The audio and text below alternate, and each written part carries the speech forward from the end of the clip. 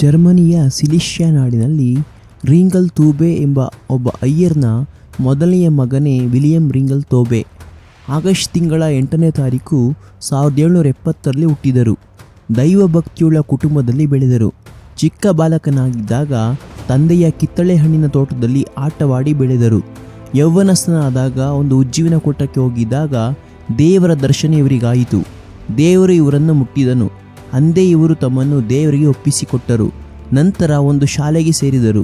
Missionary ಸೇವೆ ಇವರನ್ನು ಆಕರ್ಷಿಸಿತು. ಹೊರದೇಶಕ್ಕೆ ಹೋಗುವ ಆಶೆಯನ್ನು ತಂದೆಗೆ ತಿಳಿಸಿದಾಗ ಅವರಿಗೆ ಇಷ್ಟವಿಲ್ಲದಿದ್ದರೂ ಒಪ್ಪಿಗೆ ಕೊಟ್ಟರು. ಇವರು ಗುರುಗಳಾಗಿ ಅಭಿಷೇಕವನ್ನು ಹೊಂದಿದರು. ಲಂಡನ್ ಮಿಷನ್ ಸಂಘದ ಮೊದಲ ಮಿಷನರಿಯಾಗಿ ಭಾರತಕ್ಕೆ ಕಳುಹಿಸಲ್ಪಟ್ಟರು. ಇವರು ಪ್ರಯಾಣ ಮಾಡಿದ ಹಡಗು ಒಂದು ವ್ಯಾಪಾರದ ಹಡಗು. ಪ್ರಯಾಣ ಮಾಡುವಾಗ ಮಾರ್ಗದಲ್ಲಿ ಅಲೆಗಳ ಹೊಡೆತದಿಂದ ಏರ್ಪಟ್ಟ ತೊಂದರೆಗಳಿಂದ ಅನೇಕ ರೀತಿಯ ಕಷ್ಟಗಳನ್ನು ಎದುರಿಸಬೇಕಾಯಿತು. ಆದರೂ ಕರ್ತನ ಕೃಪಾ ಹಸ್ತಪಾಲನೆಯು ಇವರೊಂದಿಗಿತ್ತು. ದಕ್ಷಿಣ ಆಫ್ರಿಕಾದ ಒಂದು ಭಾಗದಲ್ಲಿ 1 ತಿಂಗಳು ತಂಗಿದ್ದರು. ಆಹಾರವನ್ನು ಶೇಖರಿಸಿಕೊಂಡು ತಿರುಗಿ ಹೊರಟರು. ಕ್ರಿಸ್ತಶಕ 1797ರಲ್ಲಿ ಕಲ್ಕತ್ತಾಗೆ ಬಂದರು. ಇಲ್ಲಿ ಬಂದ ನಂತರ ಅವರಿಗೆ ವಿಪರೀತವಾದ ಕಷ್ಟಗಳು ಸಂಭವಿಸಿದವು. ಭಾಷೆಯು ತಿಳಿಯದೆ, ಇರಲು ಮನೆಯಿಲ್ಲದೆ ತೊಂದರೆಗಳನ್ನು ಅನುಭವಿಸಿದರು. ಕೊನೆಯಲ್ಲಿ ಅವರು ಭಯಂಕರವಾದ ಕಾಯಿಲೆಗೆ ತುತ್ತಾದರು. ನಂತರ ಪ್ರಾರ್ಥನೆ ಮಾಡಿ ದೇವರ ಕೃಪೆಯಿಂದ ಆರೋಗ್ಯವನ್ನು ಹೊಂದಿಕೊಂಡರು. ಇಂಗ್ಲೆಂಡಿಗೆ ಸೇರಿದ ಅವರು ತಮ್ಮ ತಾಯ್ನಾಡಿಗೆ ಹೋಗದೆ ತಿರುಗಿ ಭಾರತಕ್ಕೆ ಹೋದರು. ಈ ಸಾರಿ ಅವರು ತರಂಗಪಾಡಿ ಎಂಬ ಸ್ಥಳಕ್ಕೆ ಬಂದಿಳಿದರು. ಅಲ್ಲಿನ ಪ್ರಕೃತಿ ಸೌಂದರ್ಯವು ಅವರ ಮನಸ್ಸನ್ನು ಬಹಳವಾಗಿ ಆಕರ್ಷಿಸಿತು. ಭಾರತದ ದಕ್ಷಿಣ ಭಾಗದಲ್ಲಿ ತನ್ನ ಸೇವೆಯ ಅಗತ್ಯವಿದೆ ಎಂಬುದು ಅವರಿಗೆ ಮನದಟ್ಟಾಯಿತು. ಸ್ವಲ್ಪ ಕಾಲದಲ್ಲಿ ಅವರು ತಮಿಳು ಭಾಷೆಯನ್ನು ಚೆನ್ನಾಗಿ ಕಲಿತರು. ಸಂಘದವರು ಇವರನ್ನು ಮದ್ರಾಸಿಗೆ ಸೇವೆಗಾಗಿ ಕಳುಹಿಸಲು ಬಯಸಿದರು. ಆದರೆ ಇವರಿಗೆ ಅದು ಇಷ್ಟವಿರಲಿಲ್ಲ. ಅಪೋಸ್ತಲನಾದ ಪೌಲನಿಗೆ ಮಕೆದೋನಿಂದ ಕರೆ ಬಂದ ಹಾಗೆ ಇವರಿಗೆ ತಿರುನಲ್ವೇಲಿಯಿಂದ ಕರೆ ಬಂದಿತ್ತು. ತರಂಗಪಾಡಿಯಿಂದ ಹಡಗನ್ನು ಹತ್ತಿ ತೂತುಕುಡಿಗೆ ಬಂದು ನಂತರ ಪಾಳೆಯಂ ಕೋಟೆಗೆ ಬಂದು ಸೇರಿದರು. ಸಾಯರ್ ಎಂಬ ಒಬ್ಬ ಪೋರ್ಚುಗೀಸ್ಗೆ ಸೇರಿದ ವರ್ತಕರೊಬ್ಬರು ಇವರನ್ನು ತುಂಬ ಪ್ರೀತಿಸುತ್ತಿದ್ದರು. ಅವರಿಗೆ ಬಹುಮಾನವಾಗಿ ಒಂದು ಕುದುರೆಯನ್ನು ಕೊಟ್ಟರು. ಅದು ರಿಂಗಲ್ ತೋಬೆ ಅವರಿಗೆ ಬಹಳ ಅನುಕೂಲವಾಯಿತು. ಇನ್ನು ಸಾಯರ್ ಅವರು ಕ್ರೈಸ್ತ ಮತದವರು ವಾಸಿಸಲು ಯೋಗ್ಯವಾಗುವಂತಹ ಮನೆಯನ್ನು ಕಟ್ಟಿಕೊಳ್ಳಲು ಜಾಗವನ್ನು ಸಹ ಕೊಟ್ಟರು. ಆ ಸ್ಥಳಕ್ಕೆ ಸಾಯರ್ಪುರಂ ಎಂಬುದಾಗಿ ಹೆಸರಾಯಿತು. ಕುದುರೆಯ ಮೇಲೆ ಅನೇಕ ಸ್ಥಳಗಳಿಗೆ ಹೋಗಿ ವಿಲಿಯಂ ರಿಂಗಲ್ ರವರು ಬಿಸಿಲು ಮಳೆ ಎನ್ನದೆ ಸುತ್ತಿ ಸುವಾರ್ತಿನ ಸಾರಿ ಜನರ ಮನಸ್ಸನ್ನು ಕ್ರಿಸ್ತನ ಕಡೆಗೆ ತಿರುಗಿಸಿದರು. ಹೊಸದಾಗಿ ಕ್ರೈಸ್ತ ಮತಕ್ಕೆ ಸೇರಿದ ಎಲ್ಲರಿಗೂ ಇವರಿಂದ ಸಹಾಯ ಉಂಟಾಗುತ್ತಿತ್ತು.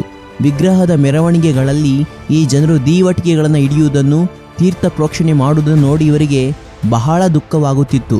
ನಜರೇತ್, ಕುಲಶೇಖರ ನಗರ, ಮೂದಲೂರು, ಅತ್ತಿಕಾಡು, ತಿರುಚೆಂದೂರು ಎಲ್ಲ ಪಟ್ಟಣಗಳನ್ನು ಸುತ್ತಿದರು.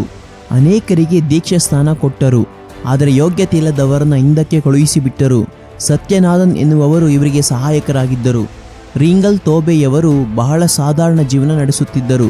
ಒಂದು ಗುಡಿಸಲಿನಲ್ಲಿ ವಾಸಿಸುತ್ತಿದ್ದರು. ಗಂಜಿ ಕುಡಿದು ಉಡಲು ಒಳ್ಳೆಯ ಬಟ್ಟೆಗಳಿಲ್ಲದೆ ಬಹಳ ಬಲಹೀನರಾಗಿದ್ದರು. ಹುಲ್ಲಿನಿಂದ ಮಾಡಲ್ಪಟ್ಟಂಥ ಟೋಪಿಯನ್ನು ಧರಿಸುತ್ತಿದ್ದರು. ಆದರೆ ಅಂಥ ಸ್ಥಿತಿಯಲ್ಲಿಯೂ ಅವರು ಇತರರಿಗೆ ಸಹಾಯ ಮಾಡುತ್ತಿದ್ದರು. ಜನರು ಅವರನ್ನು ಮಹಾತ್ಮರೆಂದು ಕರೆಯುತ್ತಿದ್ದರು. ಅವರು ಒಬ್ಬ ಪ್ರಾರ್ಥನಾ ವೀರರಾಗಿದ್ದರು. ಅವರಿಗೆ ಗುಣಪಡಿಸುವ ವರವಿತ್ತು. ಅನೇಕರು ಅವರಿಂದ ಸೌಖ್ಯವನ್ನು ಹೊಂದಿಕೊಳ್ಳುತ್ತಿದ್ದರು. ಒಂದು ಸಾರಿ ಒಬ್ಬ ತಾಯಿ ಒಂದು ಮಗುವನ್ನು ತಂದು ಅವರ ಮಡಿಲಿನಲ್ಲಿ ಕೂರಿಸಿ ಹೋಗಿಬಿಟ್ಟಳು. ಅವರು ಪ್ರೀತಿಯಿಂದ ಮಗುವನ್ನೆತ್ತಿ ತನ್ನ ಮಡಿಲಿನಲ್ಲಿ ಕೂರಿಸಿಕೊಂಡು ಅಪ್ಪಿ ಹಿಡಿದು ನಂತರ ಮಗುವನ್ನು ಕೆಳಗೆ ಬಿಟ್ಟರು. ಮಗು ತಾಯಿಯ ಬಳಿಗೆ ಆರೋಗ್ಯವಾಗಿ ಓಡಿ ಹೋಯಿತು. ಆಮೇಲೆ ತಾನೇ ಇವರಿಗೆ ತಿಳಿಯಿತು ಆ ಮಗುವಿಗೆ ಮೊದಲು ನಡೆಯಲು ಸಾಧ್ಯವಾಗುತ್ತಿರಲಿಲ್ಲ ಎಂಬುದಾಗಿ. ಅವರಿಗೆ ಗುಣಪಡಿಸುವ ದೈವಿಕ ವರವಿತ್ತು ಎಂಬುದನ್ನು ಅವರು ಕಂಡುಕೊಂಡರು. ಕ್ರಿಸ್ತಶಕ 1808ರಲ್ಲಿ ದಕ್ಷಿಣ ತಿರುವಾಂಕೂರಿನಲ್ಲಿ ಒಂದು ದೊಡ್ಡ ಜಗಳವೇರ್ಪಟ್ಟಿತು. ದಿವಾನ್ ಮೇಲುತಂಬಿ ಕಪ್ಪ ಕೊಡಲಿಲ್ಲವೆಂದು. ಇದರಿಂದ ಅವರನ್ನು ಅಧಿಕಾರದಿಂದ ಕೆಳಗಿಳಿಸಬೇಕೆಂದು ತೀರ್ಮಾನಿಸಿದರು. ಅನೇಕರನ್ನು ದಳಪತಿಗಳು ಕೊಂದು ಹಾಕಿದರು. ಇದರಿಂದ ಜಗಳವು ಇನ್ನೂ ಹೆಚ್ಚಾಯಿತು. ಕ್ರೈಸ್ತರು ಚದರಿ ಹೋದರು. ವೇದಮಾಣಿಕ್ಯಂ ಎಂಬ ಸೇವಕರು ಓಡಿ ಬಂದು ರಿಂಗಲ್ ತೋಬೆಯವರಿಗೆ ವಿಷಯ ತಿಳಿಸಿದರು. ಯುದ್ಧದ ನಂತರ ರಿಂಗಲ್ ರವರು ತಿರುವಾಂಕೂರಿನ ಮೈಲಾಡಿಗೆ ಬಂದು ಒಂದು ಗುಡಿಸಲಿನಲ್ಲಿ ವಾಸಿಸಿದರು. ಅಲ್ಲಿ 300 ಮಂದಿಗೆ ದೀಕ್ಷಾ ಸ್ನಾನ ಕೊಟ್ಟರು. ಕರ್ನಲ್ ಮೆಕ್ಕಾಲೇಯವರನ್ನು ಸಂಧಿಸಿ ಆಲಯ ಕಟ್ಟುವುದಕ್ಕೂ ಶಾಲೆಗಳನ್ನು ಕಟ್ಟುವುದಕ್ಕೂ ಅಪ್ಪಣೆಯನ್ನು ಸಹಾಯವನ್ನು ಕೇಳಿದರು. ಸೆಮಿನರಿಯೊಂದನ್ನು ಸ್ಥಾಪಿಸಿ 12 ವಿದ್ಯಾರ್ಥಿಗಳನ್ನು ಸೇವೆಗೆ ಸಿದ್ಧಪಡಿಸಿದರು. 1810ರಲ್ಲಿ ಪ್ರವಾಹದಿಂದ ತೊಂದರೆಗೀಡಾದ ಜನರಿಗಾಗಿ ಕೊಲ್ಲಂಗೆ ಹೋಗಿ ಐರೋಪ್ಯ ಶ್ರೀಮಂತರಿಂದ ವಸ್ತುಗಳನ್ನು, ಹಣವನ್ನು ಶೇಖರಿಸಿ ತಂದು ಜನರಿಗೆ ಹಂಚಿ ಸಂತೈಸಿದರು. ಬರಗಾಲದಲ್ಲಿ ಅಕ್ಕಿಯನ್ನು ಕೊಂಡು ತಂದು ಜನರಿಗೆ ಹಂಚಿದರು. ಬರಗಾಲದ ಕಷ್ಟ ಪರಿಸ್ಥಿತಿಯನ್ನು ಕಂಡ ಅವರು ಮಳೆಗಾಗಿ ಪ್ರಾರ್ಥಿಸಿದಾಗ ತಕ್ಷಣವೇ ಮಳೆ ಬಂದಿತು. ಆ ಭಾಗದಲ್ಲಿ 7 ಸಭೆಗಳನ್ನು ಕಟ್ಟಿಸಿ 7 ಶಾಲೆಯನ್ನು ಕಟ್ಟಿಸಿ 1100 ಜನರನ್ನು ವಿಶ್ವಾಸಿಗಳನ್ನಾಗಿ ಮಾಡಿದರು. ಅವರು ತಮ್ಮ ಪ್ರೀತಿಯ ತಂಗಿ ಅನ್ನಳ್ಳಿಗೂ ತಮ್ಮ ಅರ್ನೆಸ್ಟ್ನಿಗೂ ಬರೆದ ಪತ್ರಗಳ ಮೂಲಕವಾಗಿಯೂ ಅವರ ದಿನಚರಿ ಪುಸ್ತಕದ ಮೂಲಕವಾಗಿಯೂ ಅವರ ಜೀವಿತ ದಿನಗಳು ಹೇಗಿತ್ತೆಂದು ತಿಳಿದು ಬರುತ್ತದೆ. ಅವರು ಅವರ ಕುಟುಂಬದವರನ್ನು ಬಹಳವಾಗಿ ಪ್ರೀತಿಸುತ್ತಿದ್ದರು. ಅಗಲಿಕೆಯ ದುಃಖವು ಅವರನ್ನು ಯಾವಾಗಲೂ ಬಾಧಿಸುತ್ತಿತ್ತು. ಆದರೂ ಕ್ರಿಸ್ತನಿಗಾಗಿ ಎಲ್ಲವನ್ನು ಸಹಿಸಿಕೊಂಡರು. ರಿಂಗಲ್ ತೂಬೆಯವರು ನನ್ನ ಸೇವೆಯು ಈ ಭಾಗದಲ್ಲಿ ಮುಗಿಯಿತೆಂದು ಅಂದುಕೊಂಡಿದ್ದರು. ಆಗ ಅವರು ಒಂದು ತೀರ್ಮಾನಕ್ಕೆ ಬಂದರು. ಹಡಗನ್ನು ಹತ್ತಿ ದಕ್ಷಿಣ ಆಫ್ರಿಕಾಗೆ ಹೋದರು.